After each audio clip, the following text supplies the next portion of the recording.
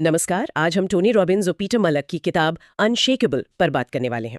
इसका एक हिंदी सारांश भी है, अविचल वित्तीय स्वतंत्रता का मार्ग। जी तो आज हम इसी किताब के जो मुख्य विचार हैं उन पर थोड़ी गहराई से चर्चा करेंगे। जी बिल्कुल। मकसद यही है कि ये समझा जाए कि भाई ये जो फाइनेंशियल मार्केट्स में इतनी उथल पुथल होती है हाँ उसमें कैसे टिके रहें और असल में फाइनेंशियल फ्रीडम वो कैसे हासिल की जाए। हाँ बिल्कुल, किताब इसी पर फोकस करती है। तो चलिए देखते हैं इसमें क्या खास है। पहला ही पॉइंट जो है वो तो काफी सुनावा लगता है कि बाजार गिरे तो डरो मत, इसे एक मौके की तरह देखो। हाँ, ये आम सलाह है। पर किताब इसे कैसे अलग तरीके से बताती है। मतलब सिर्फ ये कह देना कि डरो मत, ये तो आसान है। सही कहा। किताब सिर्फ इतना नहीं कहती। टोनी रॉबिन्स असल में इस बात पर जोर देते हैं कि गिरावट में डरना वो हमारी एक नेचुरल इंसानी फितरत है।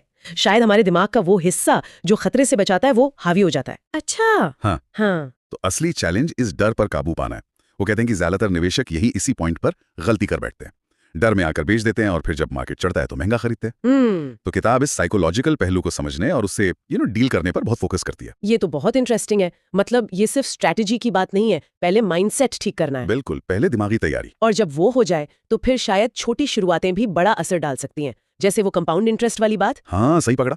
कंपाउंड इंटरेस्ट या चक्रवृद्धि ब्याज, किताब कहती है कमाल की ताकत है। कैसे, थोड़ा समझाएंगे? हाँ देखिए, इसका सीधा सा मतलब है कि आपके निवेश पर जो रिटर्न मिला वो रिटर्न भी आगे चलकर और रिटर्न कमाएगा, मतलब ब्याज पर ब्याज। अच्छा।